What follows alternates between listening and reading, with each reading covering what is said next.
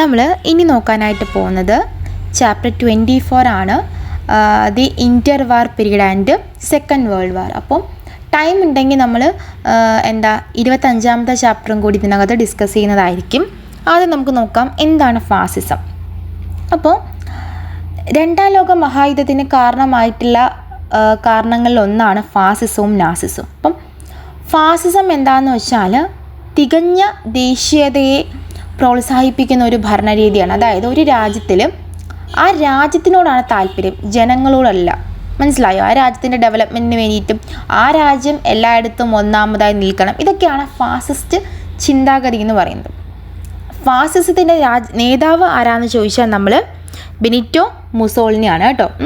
അദ്ദേഹം കൂടുതലായിട്ടും അദ്ദേഹത്തിൻ്റെ രാജ്യത്തിൻ്റെ ഉന്നമനത്തിന് വേണ്ടി മാത്രം പ്രയത്നിച്ച ഒരു വ്യക്തിയാണ്. അദ്ദേഹം 1922 അധികാരത്തിലെത്തി. തുടർന്ന് 1945 രണ്ടാം ലോക മഹായുദ്ധത്തിൽ അദ്ദേഹം കൊല്ലപ്പെടുകയാണ് ചെയ്തത്. ഇതാണ് ഫാസിസവുമായി ബന്ധപ്പെട്ട് നിങ്ങൾ അറിഞ്ഞിരിക്കേണ്ട കാര്യങ്ങൾ. ഓക്കെ, ഇനി നമുക്ക് അടുത്ത ഒരു ഏരിയയിലേക്ക് പോകാം. അതാണ് നമ്മുടെ നാസിസം എന്ന് പറയുന്നത്. ഇനി നമുക്ക് നോക്കാം എന്താണ് നാസിസം അല്ലെങ്കിൽ നാസിസ്റ്റ്. നാസിസത്തിൻ്റെ തലവൻ ആരാന്ന് ചോദിച്ചാൽ നമ്മുടെ അഡോൾഫ് ഹിറ്റ്ലറാണ്. അപ്പം ഹിറ്റ്ലറുടെ ഒരു ഉദ്ദേശം എന്ന് പറയുന്നത് ജർമ്മൻകാരെ മുമ്പോട്ട് കൊണ്ടുവരിക, ജൂതരെ ഇല്ലായ്മ ചെയ്യുക. കാരണം ഇദ്ദേഹം ഒരു ജർമ്മൻകാരനാണ്. അപ്പം ജൂതന്മാർ ആദ്യത്തെ കാലഘട്ടത്തിൽ ഇദ്ദേഹത്തിനെയും ഇദ്ദേഹത്തിൻ്റെ ഫാമിലിയൊക്കെ നന്നായിട്ട് ഉപദ്രവിച്ച കാരണം ഇദ്ദേഹത്തിന് ഈ ജൂതന്മാരോട് തികഞ്ഞ വിയോജിപ്പാണുള്ളത്. അപ്പോൾ അതുകൊണ്ട് തന്നെ ഇദ്ദേഹത്തിന് ഈ ജൂതന്മാരെ ഇല്ലായ്മ ചെയ്യുക. ഇതാണ് നാസിസത്തിൻ്റെ മെയിനായിട്ടുള്ള തീമും. ഇതും അതിരുകടന്ന ഒരു ദേശീയതയാണ് കേട്ടോ.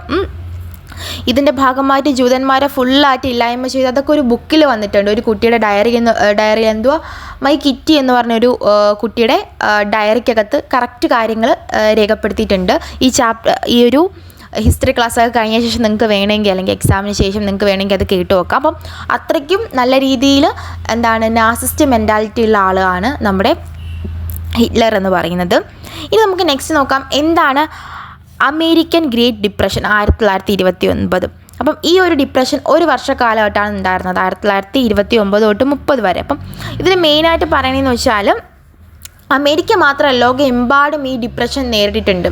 കാരണമെന്ന് വെച്ചാൽ ഓഹരികളുടെ മൂല്യം ഇടിഞ്ഞത് കാരണവും പിന്നെ ആളുകൾ പെട്ടെന്ന് നമ്മുടെ ബാങ്കുകളിൽ നിന്നും രൂപ വിഡ്രോവൽ ചെയ്യുന്നത് കാരണമൊക്കെയാണ് ഉയർന്ന ഇറക്കുമതി റേറ്റ്.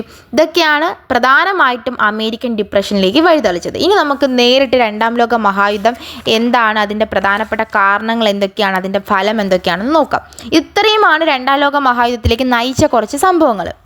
ഇനി നമുക്ക് രണ്ടാം ലോക മഹായുദ്ധത്തിലേക്ക് പോകാം. പ്രധാനപ്പെട്ട കാരണങ്ങളിൽ ഒന്ന് 1919 വേഴ്സായ് ഉടമ്പടി. നമ്മളത് പറഞ്ഞായിരുന്നു. കഴിഞ്ഞ യുദ്ധത്തിൽ ജർമ്മനിയാണ് എല്ലാം ചെയ്തതെന്ന് കരുതി ജർമ്മനിക്ക് നേരെ ഒരു ഉടമ്പടി അവർ ചാർത്തിയിട്ടുണ്ടായിരുന്നു. മാത്രമല്ല ജർമ്മനിയിലെ കുറേ സ്ഥലങ്ങൾ ഇവർ പിടിച്ചെടുത്തു. അത് മാത്രമല്ല ജർമ്മനിയുടെ സൈന്യത്തിൻ്റെ അളവ് കുറച്ചു. അങ്ങനെ കുറേ കാര്യങ്ങൾ ചെയ്തു. അപ്പോൾ എന്ത് ചെയ്തു? ഇത് മുഖേന ജർമ്മനി എന്ത് ചെയ്തു? ഈ ഒരു യുദ്ധത്തിൽ പങ്കെടുക്കാൻ തുടങ്ങി. പിന്നെ ഫാസിസവും നാസിസവും ഈ രണ്ട് കാര്യത്തിൻ്റെയും ഉദയം നമ്മൾ നേരത്തെ പഠിച്ചു. പിന്നെ ലീഗ് ഓഫ് നേഷൻ നമ്മൾ പറഞ്ഞു. കഴിഞ്ഞ തവണ ഒന്നാം ലോക മഹായുദ്ധത്തിൽ ലീഗ് ഓഫ് നേഷൻ എന്ന് പറഞ്ഞ നേഷൻ രൂപീകരിച്ചു.